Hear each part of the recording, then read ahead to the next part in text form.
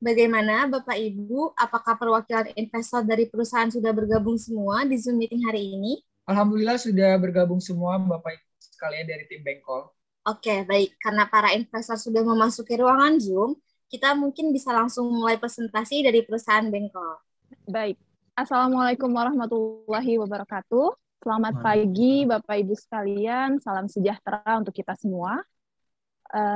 Sebelumnya terima kasih sudah menyempatkan waktunya untuk hadir dan mendengarkan presentasi dari kami. Kebetulan karena kondisinya pandemi seperti ini ya Bapak Ibu, jadi kita harus terpaksa tidak bisa tatap muka dan melakukannya dengan secara online.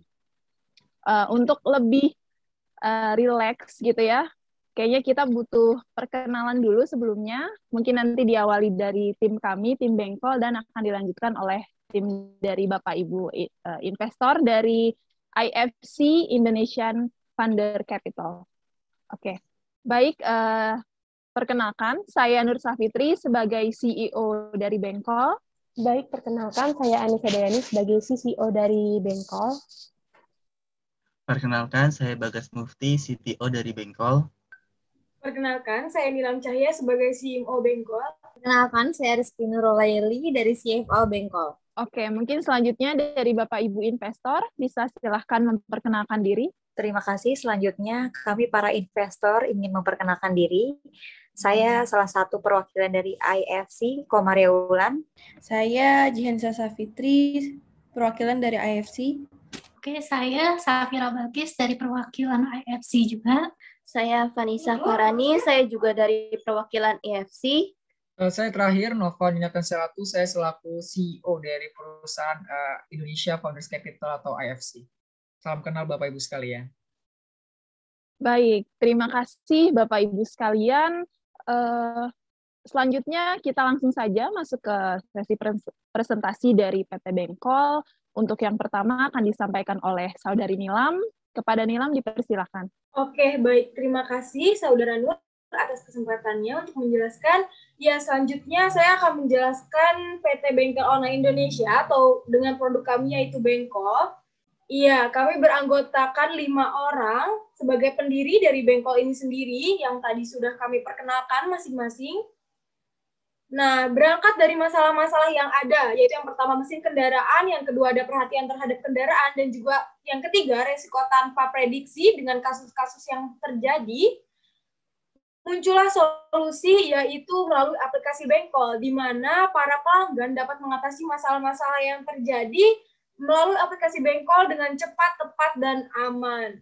Mengapa kami mengambil produk Bengkol? Dikarenakan peluang yang kami teliti, yang kami analisis, yaitu sebanyak 84,32% warga DKI Jakarta telah menggunakan telepon genggam dan juga menggunakan internet. Lalu pada tahun 2020, jumlah kendaraan motor yang ada di DKI Jakarta sebanyak 11 juta. Lalu kendaraan mobil sebanyak 2 juta lebih. Oke, selanjutnya perusahaan Bengkol tentunya memiliki visi misi. Untuk visinya, yaitu membantu masyarakat untuk memperbaiki masalah kendaraannya, menjadikan Bengkol sebagai solusi nomor 1 ketika ada kendala pada kendaraannya, serta mensejahterakan bengkel-bengkel kecil yang berada di Jabodetabek. Untuk misi perusahaan Bengkol tersendiri dibagi menjadi 3. Yang pertama ada menjadikan Bengkol sebagai jasa pelayanan tercepat, aman, dan tepat dalam melayani kendala pada kendaraan. Yang kedua, meningkatkan kepedulian dan tanggung jawab terhadap lingkungan, sosial, dan ekonomi. Yang ketiga, memberikan layanan prima dan solusi yang bernilai tambah kepada pelanggan. Selanjutnya, yaitu konsep aplikasi Bengkol, yang terdiri dari langkah-langkah bagaimana pengguna dapat menggunakan jasa Bengkol. Pertama, dimulai dari pelanggan membuka aplikasi. Yang kedua, memilih jenis kendaraan yang tersedia, ada motor dan mobil. Yang ketiga, memilih jenis kerusakan yang terjadi pada kendaraan. Selanjutnya, montir akan datang ke lokasi kejadian.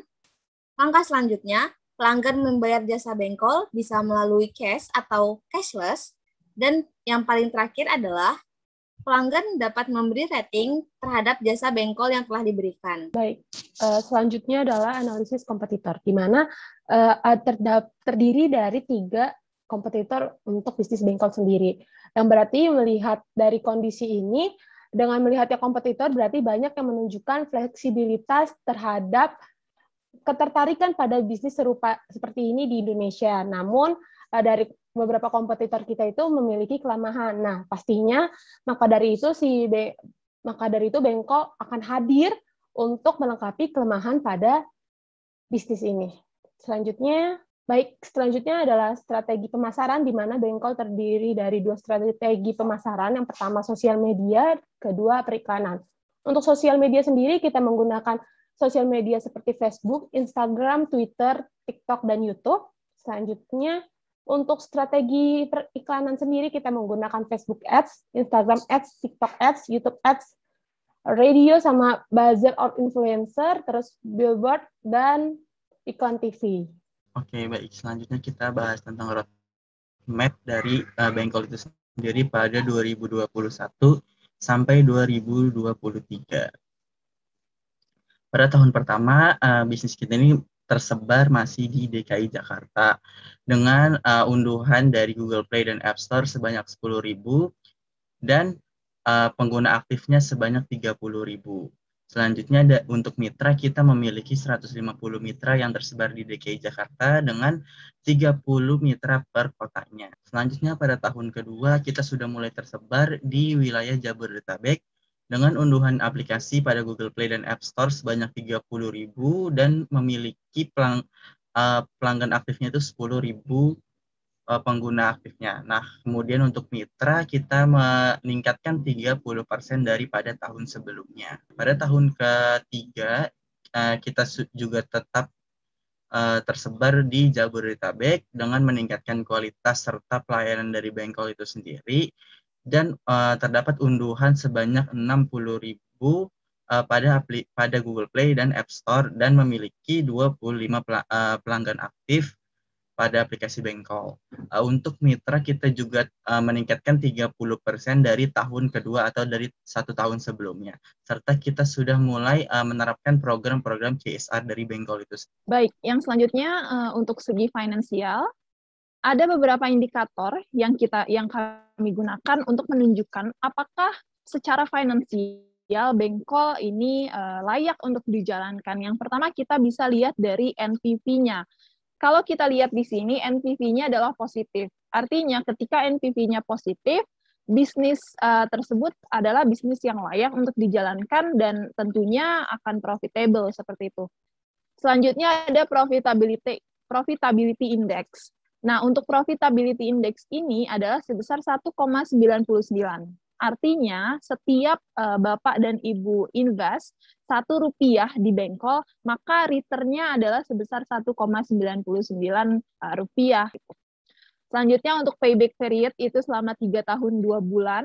Yang selanjutnya ada IRR-nya sebesar 121%, lebih dari 100%, dan dari semua indikator ini kami bisa simpulkan bahwa Bengkel adalah bisnis yang layak untuk dijalankan dan memang profitable seperti itu.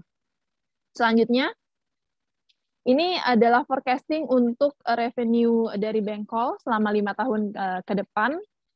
Kita bisa lihat progresnya itu selalu naik ya Bapak Ibu sekalian. Selanjutnya, nah ini ada financial expenditure. Jadi dari modal ataupun uang yang nantinya Bapak Ibu investasikan ke Bengkel, proporsi pengeluaran yang nantinya akan kami salurkan dari uang tersebut adalah antara lain yang pertama untuk fixed cost sebesar 6%, untuk aplikasi maintenance sebesar 4%, untuk license, hukum, dan lain sebagainya itu 3%, untuk marketing di sini jumlahnya proporsinya cukup besar karena memang untuk bisnis startup, bisnis baru, online dan lain sebagainya, Bengkel ini sendiri memang membutuhkan dana yang lebih untuk marketing di awal, untuk memperkenalkan jasa atau produk kita ke pelanggan seperti itu.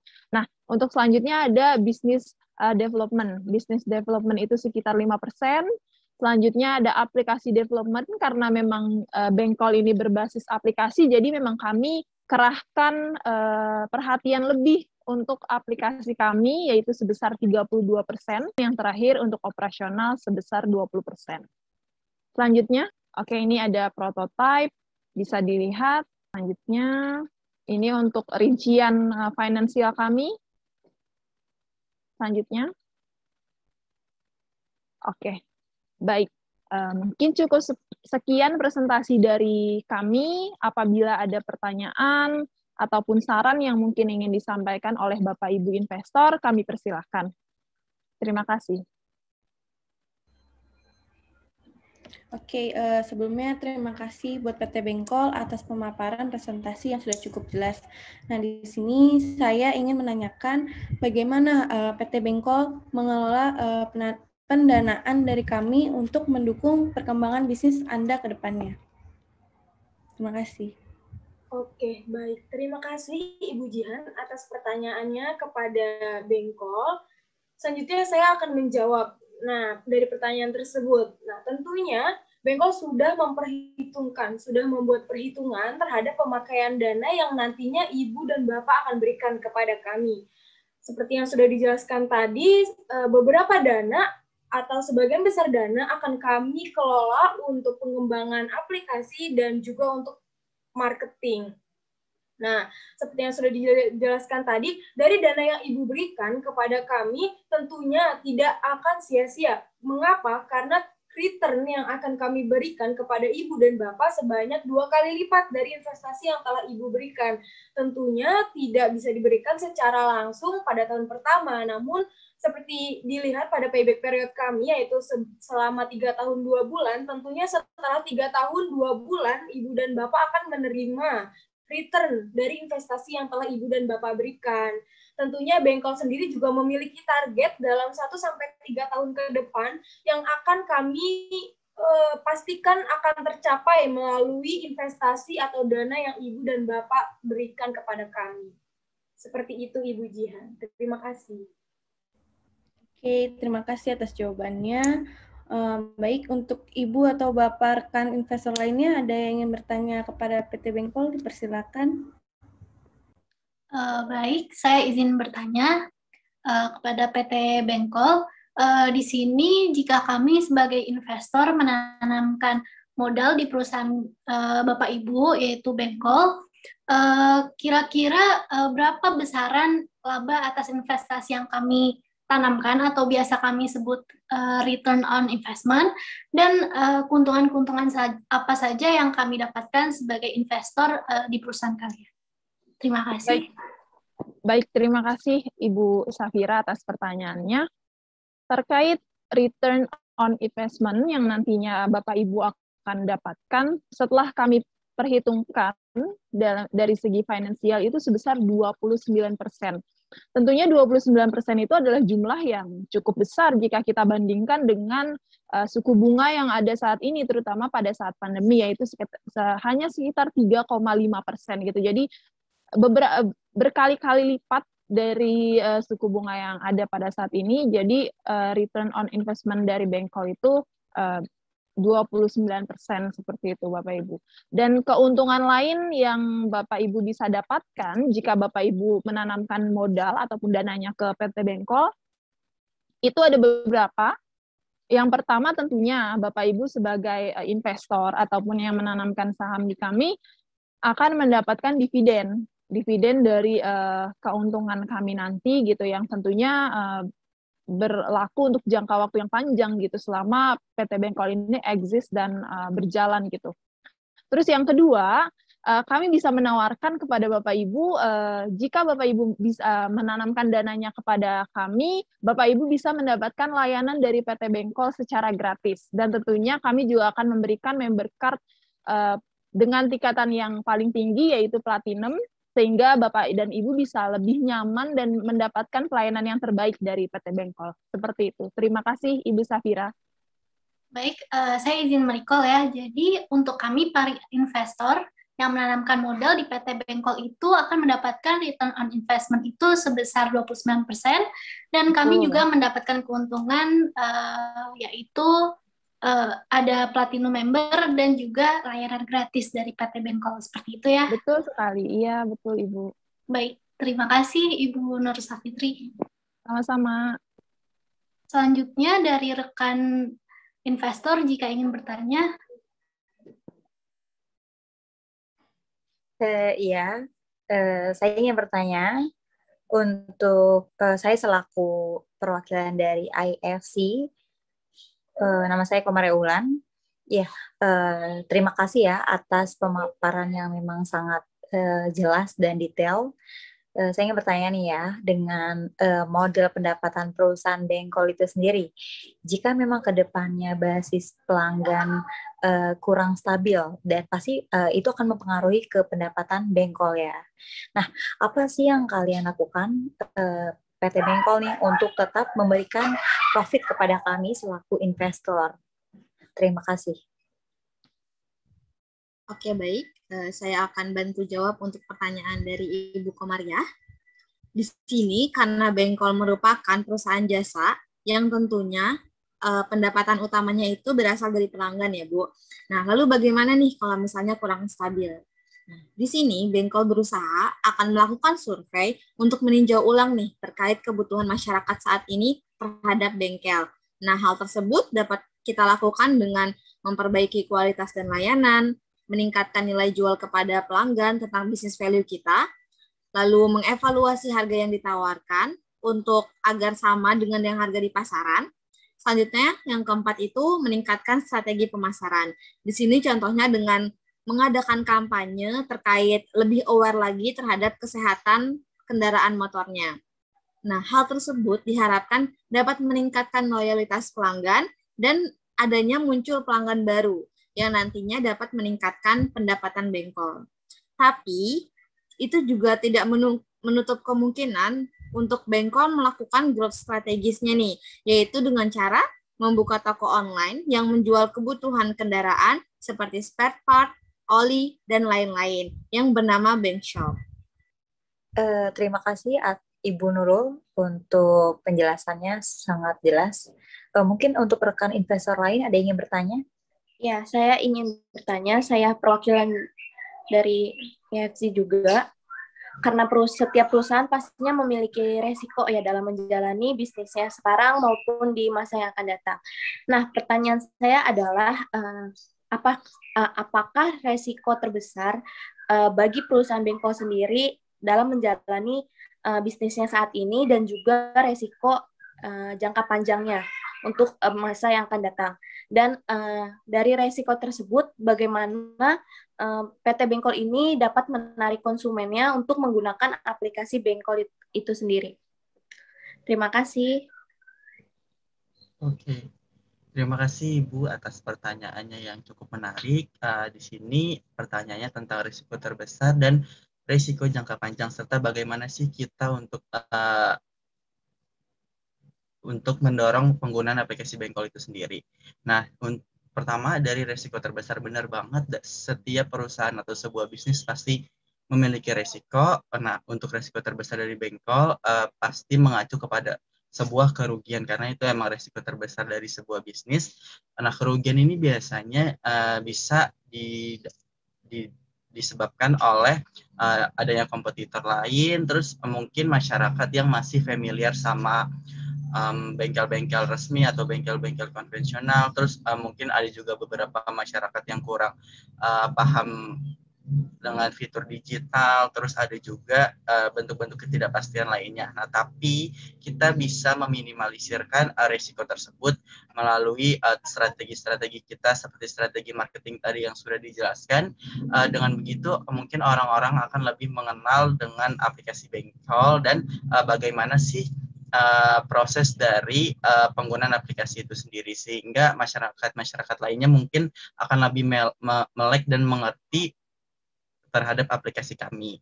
Nah, kemudian untuk jangka panjangnya itu sendiri, akhir-akhir ini ada berita atau sebuah wacana dari pemerintah bahwa pemerintah tuh ingin mengurangi kendaraan pribadi. Seperti yang kita tahu juga, emang di Jakarta khususnya ini di mana-mana serba macet karena emang Jakarta tuh udah full banget kendaraan pribadi kan. Nah, Maka dari itu ada wacana pemerintah ingin mengurangi kendaraan pribadi. Nah, sebenarnya sih sekarang udah ada seperti adanya KRL ataupun Transjakarta itu sendiri. Nah, orang-orang tuh sekarang lebih pakai transportasi umum seperti Transjakarta kan. Nah, mungkin dampaknya kepada kita nanti ke depannya, akhirnya penggunaan bengkel untuk kendaraan pribadi ini menjadi berkurang. Akibatnya orang-orang akan lebih banyak menggunakan transportasi umum. Tapi balik lagi, ini hanya masih wacana dan masih jadi sebuah rencana dari pemerintah, dan pastinya juga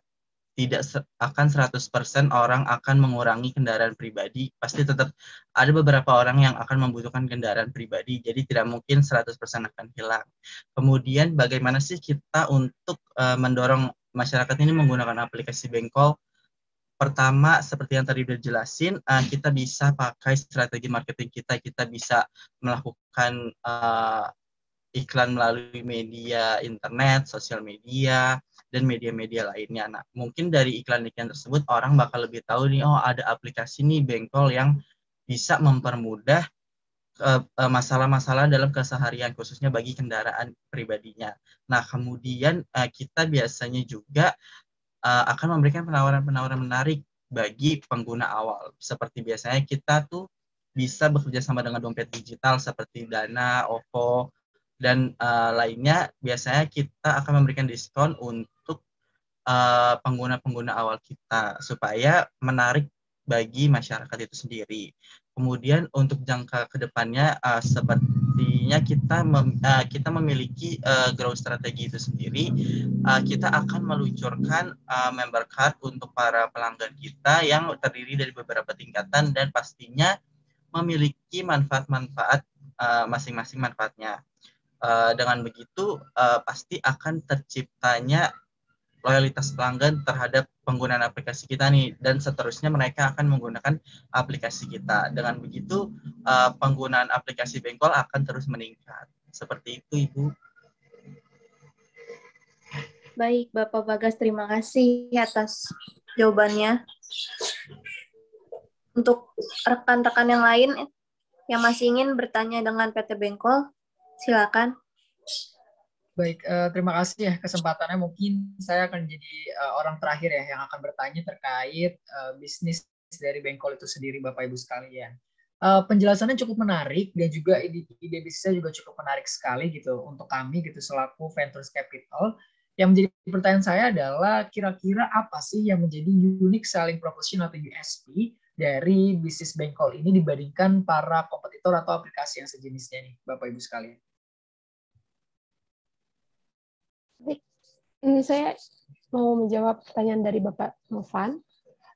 Berbeda dari pesaing-pesaingnya, Bengkol ini berada di posisi yang lengkap dan mudah digunakan, di mana Bengkol ini udah support dalam aplikasi berbasis iOS maupun Android, serta juga Bengkol ini memiliki keunggulan sesuai dengan tagline-nya yaitu cepat, aman, dan tepat, di mana cepat itu menandakan kita jika terjadi kerusakan, pengguna tidak perlu datang ke bengkel, namun pengguna cukup menggunakan aplikasi Bengkol, lalu montir datang untuk memperbaiki kendaraan dari si pengguna tersebut. Lalu dari segi aman, di mana sistem kita udah aman, yaitu sistem melalui aplikasinya maupun pembayarannya, serta tepat, di mana Bengkol ini berusaha untuk memperbaiki kerusakan pada kendaraan si pengguna secara tepat sesuai dengan kerusakan yang ada. Lalu kita juga udah support untuk UMKM kecil seperti bengkel-bengkel yang di sekitar kita untuk memajukan perekonomian yang ada di Indonesia. Seperti itu, Bapak Novan. Baik. Terima kasih banyak buat Ibu Anissa atas jawabannya. Baik, kami mungkin akan melakukan diskusi terlebih dahulu ya. Buat Bapak Ibu dari PT Bengkol Indonesia, kami akan mencoba untuk akhirnya mereview pitch deck yang telah kami cermati dan kami simak tadi, dan juga mendengar dari berbagai macam penjelasan dan juga jawaban dari pertanyaan-pertanyaan kami. Kami akan coba diskusikan terlebih dahulu apakah sekiranya kami akan melakukan pendanaan atau investasi untuk bisnis Bengkol ini, atau justru kami tidak akan melakukan investasi terkait bisnis Bapak Ibu sekalian. Mohon menunggu mungkin sekitar 1 atau sampai 5 menit ke depan kita akan mencoba mengambil keputusan secara cepat dan tepat kira-kira baiknya seperti apa ya Bapak Ibu sekalian. Baik, terima kasih Pak Novan. Baik Bapak Ibu sekalian, setelah melewati diskusi yang cukup panjang dan juga cukup rumit ya terkait investasi yang akan kami berikan untuk PT Bengkol Indonesia, dengan ini kami dari Indonesia Founders Capital yang diwakili oleh saya pribadi menginformasikan bahwasanya pendanaan yang kami coba berikan ini sebesar 60%. Jadi skema pembayaran akan kami berikan sebesar 60% dari total anggaran yang tadi Bapak Ibu sampaikan sebesar 1,9 miliar, berarti akan kami dana itu di angka 1,1 miliar seperti itu. Kemudian juga kami akan melihat terlebih dahulu bagaimana growth-nya dari bisnis Bapak Ibu sekalian. Jika memang kami melihat bahwa itu adalah sesuatu yang visible untuk maksudnya growth-nya akan semakin naik, kemudian juga sesuai dengan return on investment-nya, kemudian juga ada banyak aspek yang akan kami cross-check ke depannya. Apabila itu semua bisa terlewati dengan baik atau mungkin bisa fit in ya dengan aspek-aspek yang kami uji coba di bisnis Bapak Ibu sekalian, bukan hal yang tidak mungkin kami akan mendanai pendanaan investasi sebesar 100% gitu. Jadi kami akan menambah 40% lagi untuk bisnis Bengkol Bapak Ibu sekalian. Tapi kalau misalkan memang ke depannya terdapat berbagai macam obstacle atau challenges gitu yang memang Bapak Ibu hadapi dan kami merasa bahwasanya 60% sudah angka investasi yang pas, maka kami akan coba menginformasikan hal tersebut. Kami akan melakukan investasi hanya di angka 60% saja Bapak Ibu sekalian. Berarti dengan hal itu Bapak Ibu sekalian harus bisa mencari lagi 40% kepada perusahaan venture capital yang ada di Indonesia itu sendiri. Mungkin dari saya itu informasi yang ingin saya sampaikan, dan semoga harapannya bisnis Bengkol Indonesia ini benar-benar menjadi bisnis yang digemari oleh masyarakat, kemudian juga ini menjadi bisnis yang profitable ya untuk seluruh kalangan, baik dari buat Bengkol itu sendiri, kemudian buat kami sebagai investor, dan juga memang Bengkol ini bisa menyelesaikan permasalahan yang tadi Bapak Ibu sampaikan di awal seperti itu. Mungkin cukup sekian dari saya selaku perwakilan dari IFC. Baik, terima kasih Bapak Ibu dari IFC, Bapak Novan, Ibu Vanessa, Ibu Jihan, Ibu Safira, dan Ibu Ulan. Semoga kerjasama di antara Bengkol dan Bapak Ibu sekalian bisa terjalin dengan baik ke depannya demi memajukan PT Bengkol itu sendiri. Untuk komunikasi lebih lanjut mungkin akan kita lakukan di platform lain ya Bapak Ibu. Terima kasih atas kesempatannya, atas waktunya. Mungkin Bapak Ibu sekalian, mungkin kita bisa akhiri sesi ini sekarang. Oke, terima kasih semuanya. Baik, mohon izin ya Bapak Ibu sekalian untuk live meeting dari kegiatan Terima kasih. ini.